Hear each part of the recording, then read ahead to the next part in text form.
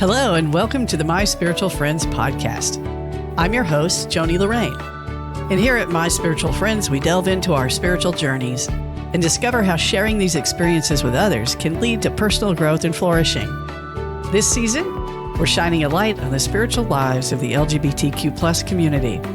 We'll explore what it means to be both spiritual and gay, and discuss how we can build connections that support the unique and authentic spiritual needs of this incredible community. If you find value in the conversation today, please like and subscribe to the podcast. Your support means the world to me. And for more insights and resources, visit my website at jonilorraine.com and subscribe to my Substack at spiritualdirection.substack.com. If you feel inspired to contribute, I gratefully accept your donations at buymeacoffee.com/Joni Lorraine. Enough of that. Now let's embark on this journey together. I invite you to sit alongside me as we visit with my spiritual friends. Welcome, everyone. I'm here visiting today with Paule Armstrong. Paule is a queer aspiring mystic based in San Francisco. From being raised in a conservative Southern Baptist church to their explorations in paganism, Buddhism, yogic traditions, esoteric practices, and philosophy, Paule has formed a deep relationship with their queerness and spirituality, and the inherent relationship between the two. Paule is currently working on launching 2 passion projects: Glamour Magic, focused on queering beauty through practical ritual and divination, and the Over the Rainbow Project, focused on capturing TLGBTQ+ end-of-life narratives and preserving community legacies. Please join me in welcoming Paule. I'm here this afternoon with my darling and sweet friend, my spiritual friend, Paule Armstrong. Good afternoon, Paule. Hey there. It's so good to see you. So can you tell us, Paule, just a little bit to start with about your spiritual arc and how that relates to you as a member of the LGBTQ community?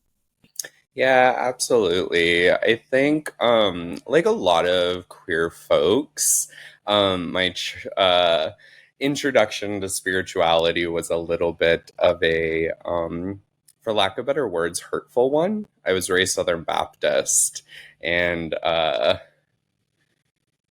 was very, very, very religious as a child, and feel like I had a very close connection with God. And around the time that I started realizing that I wasn't of heteronormative experience, it really shook up my spirit. And the gift of that was also, it made me start questioning what is spirituality. So this was around 12, 13, when I'm like, okay, I feel something, but yet this book is telling me that something I am not choosing is evil. And let me stop you there. This book, meaning? The Bible, King James Version, awful translations. Yeah. As well as the spiritual community I was raised in. It was, the church I grew up in was a bit fire and brimstone, and I definitely turned away from the church, but I still had a spiritual yearning.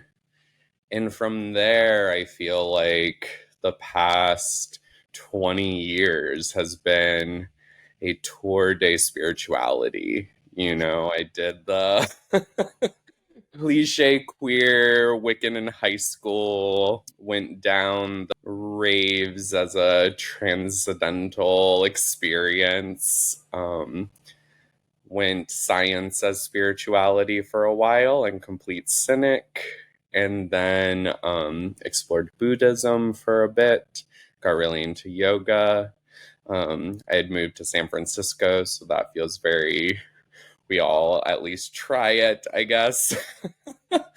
But it's really over the past few years that I've settled into my own with it and have really been feeling into what it's like to experience spirituality without any dogma. And I think this is something that's also helped me sink more into queerness. What is the experience of this human body with all of its relationships to society through a spiritual lens? What is at the heart of my experience? And I feel like that's a lot of what our conversations have been about, right? What is at the heart of it? So Paul's referring to our experience together in our sessions as a spiritual director or companion. So we companion each other on the spiritual journey, as it were.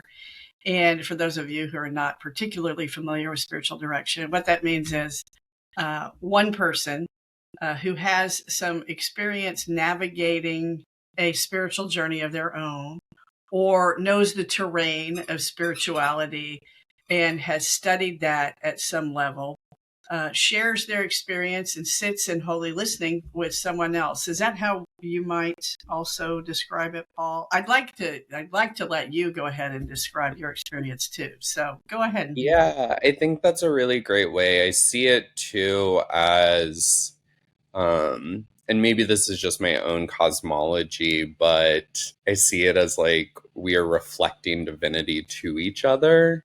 And it's through our conversation and connection that I actually find that feeling of spirit, whatever we want to call it. But I think it's through the space that you're holding, but both of our hearts are filling, that really fosters the conversation, but more importantly than the conversation, the experience. Yeah, yeah. That is a beautiful way to put it.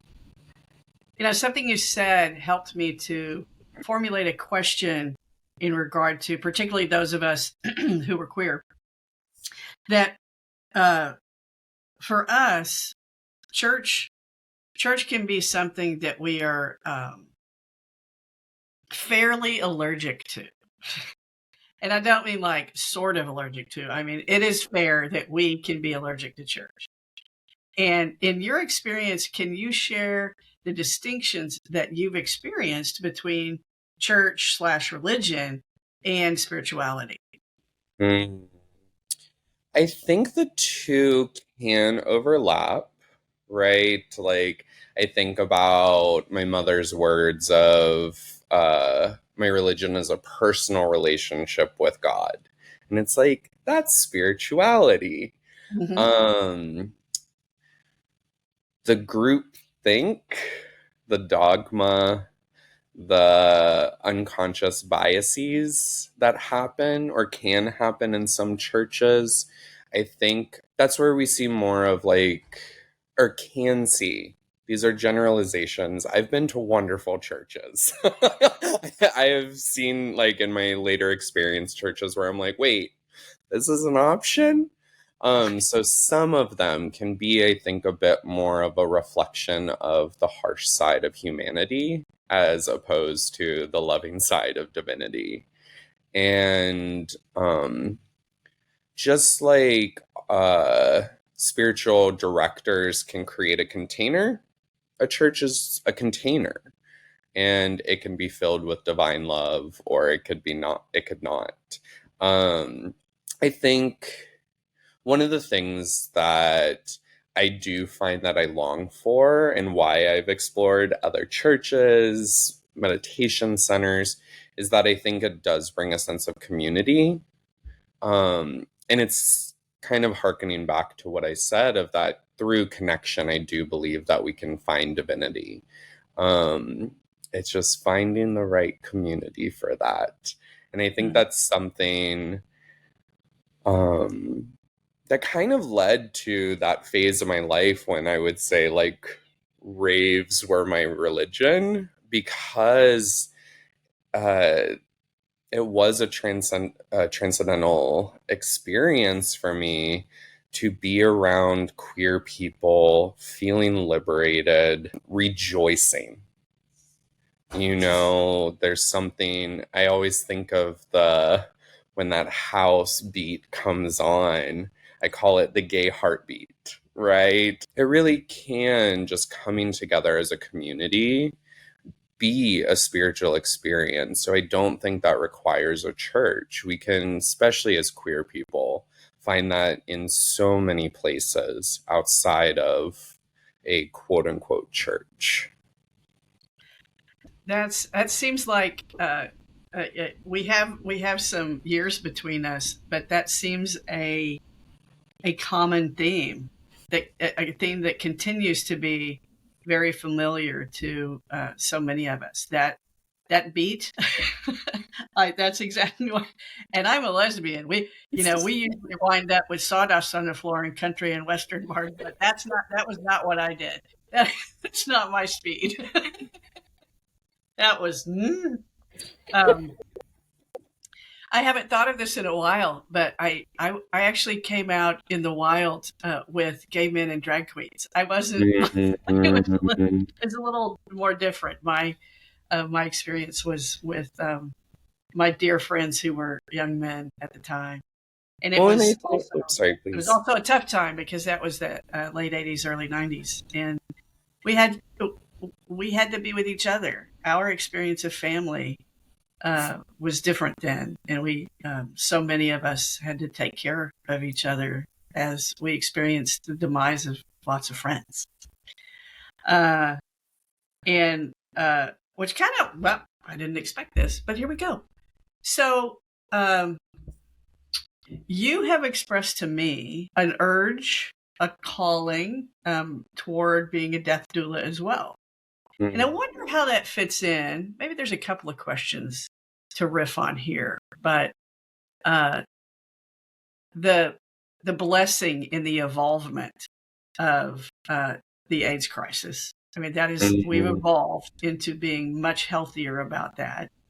And your experience of being called to be a death doula, I just wonder, just thinking on this myself, of an epigenetic or a cultural, it's like a cultural heritage of caring for one another.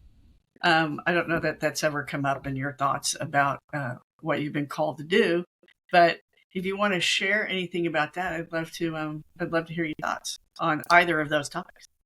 Yeah, and there's a bit of crossover. I feel like it even is relating to what we were just talking about, where there is the personal calling of having experienced death in my life and feeling the transformation that comes from it. Whether it's walking through and living with grief of somebody who I still mourn, or experiencing what it's like to no longer have the parent that you had the really complicated relationship with. So it's whether it's somebody crossing over or those of us left behind, there's such a personal journey that we can only experience through spirituality. Like, whether we call it psychology, whatever lens we want to look at it, I do feel like experience of death, whatever side you're on of it, it's a spiritual experience. And more so the experience of taking care of others. I mean, part of the reason too is because of the queer community. A lot of us aren't going to be able to follow traditional life paths when it comes to death. Usually when I've been in hospices, there's usually family around, biological family. They're the ones who are making choices. And there's only a few people in my personal biological family that I would feel remotely comfortable giving those choices to. But it's my chosen family that I really want to be kind of with me on that journey and making decisions.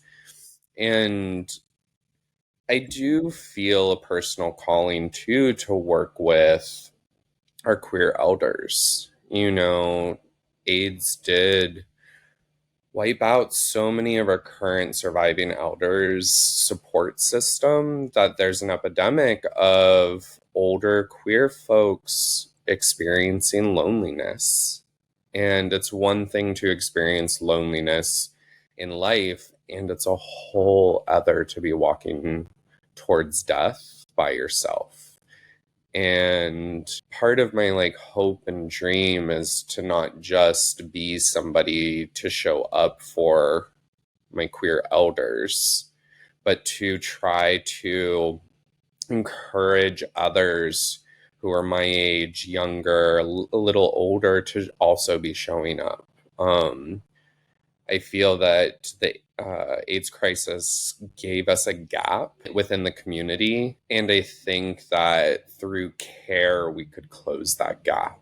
This thing about belonging and connection, even not just between, not only or just between what you've spoken to of generations, I think that you mentioned that it helps me to see newly, or maybe for the first time, the challenges that we have as queer folk to experiencing the knowledge that someone from another generation, or the knowledge that someone from any generation, backwards, forwards, can bring to our experience of life. Even if that heritage doesn't belong specifically to us biologically, there's something about the experience and the aliveness that is possible between generations. And we seem to, we seem to skip that. Sometimes I think, and this is a generalization, that in our community, we forget the importance of that. There is this worship of youth that we tend to lean into, rather than the wisdom that life can bring. So I am not passing judgment. It's just an observation. And I wonder if that might be true for you too. Yeah, I think I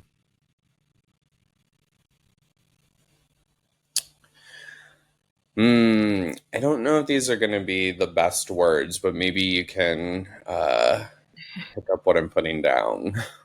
I feel like one of the side effects of the rights that have been fought for and gained is that there's less of a fight. And we as a collective group don't really have that like collective, we're working towards getting here, which one we should not be letting go of, because there's so many people in our queer community who still need to be fought for. But I think that there's a bit of, we have to be more intentional about creating community, because I think that with not basically being forced to come together for our cause, it's going to take like collective effort to keep doing that, to stay together, to be a community. And I think of too the, for lack of better words, commercialization of queerness and how that's kind of stripped it away. Like you mentioned drag queens, and I'm like, oh my God, those are our preachers, right? Like they give sermons, they bring joy. Sometimes we get schooled by them. Like, and that's part of kind of how information gets passed down in this collective consciousness that grows in this queer community. And I think when we start letting commercialism and our collective traumas take over a bit, we're not going to be tight-knit. And I think that's something that goes hand in hand with the spiritual work that we can do as queer people to keep ourselves close. What do you think and this is a genuine question. Like, I don't have an answer either. I'm just like exploring this. Where is it that we as queers, where do we find other people like us who have that deep longing for a sense of the sacred and spiritual outside of church, which is not always, and sometimes sadly, one of the worst places to go to experience spirituality? Yeah. Oof. Right? That's such a real question. Um, I do think some of us are lucky to find and connect with people and bring them in close, right? But I do see this as a huge gap for us. I mean, there are some churches or organizations or meditation centers that are inclusive or are predominantly queer or have like affinity groups that are focused on queerness. But I do think this is kind of part of the secular problem that a lot of us run into. A lot of us experience trauma early on. We are looking for closeness, we are looking for connection. The answer is go to the gay bar. And no shade to alcohol or any of that scene, but I know from my personal experience, having the gateway to connection be in situations that included alcohol or drugs as a traumatized person who found relief, it leads to a deeper sense of disconnection. And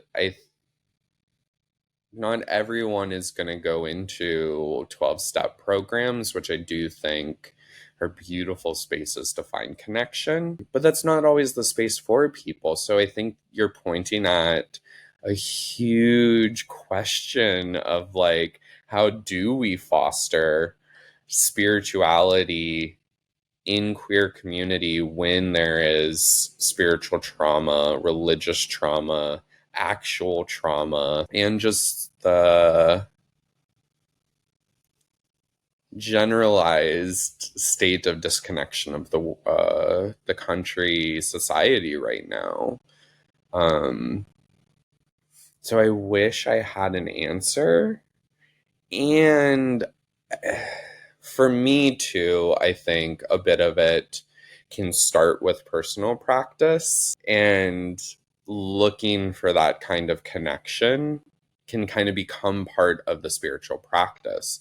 What happens when we take quiet time to experience life and hold a question of what would my life look like with other spiritual queer people in it, and see if answers come. You know, when I asked those questions, that's when one of my best friends in my life showed up. That's when I randomly reach out to a spiritual director who happens to also be queer and I have an amazing connection with. It's that personal practice of pausing and holding such a big question to see if anything happens. If more of us did that, I would be curious if the answer to the bigger question of where do we go would start to kind of come to a solution. That's a great answer. Just a beautiful answer. So, of course, I'm going to say that spiritual direction is one of those ways, but it doesn't really answer the question of, other than in small group, group spiritual direction and individual spiritual direction. That's one can experience that. But in light of that, what is it you think or feel that we can do as spiritual companions? What spiritual directors should know about what queer folks need when they are in a session? Yeah, it's told to us to be normal. right? So it starts making you ask very deep questions very early in life. And there's just something of reminding queer people that we have innate knowledge. And I feel like with a lot of us, we just need the space and the reminder to listen to it, and like reminder and encouragement that we do have a connection to, insert your word here, God, spirit, universe, life, whatever somebody wants to call it, name it, that we as every human have that already within us, because a lot of our traumas, whether it be through religion or even just our parents constantly discrediting us, discounting us, telling us we are something we are not, or questioning what we know, I think that can bleed into our relationship with spirituality. So I think really a spiritual director who can take a step back and listen and not run things through a lens. Just what is this person's experience that I might not know or relate to? Let me actually learn from them and encourage them to keep going, because it really, spirituality is self-discovery, whether it's self or connection to what we might call higher self, self with a capital S, whatever. This has been beautiful. I am so glad you are sitting with me today. So I want to know what else you want to add, if indeed there's anything you do want to add. So Yeah, no, this has been great. And I guess like the only thing I would add is if somebody is listening to this, and if there's just even a glimmer within them of like questioning, wondering, as a queer person, what is my relationship to spirit, to the universe?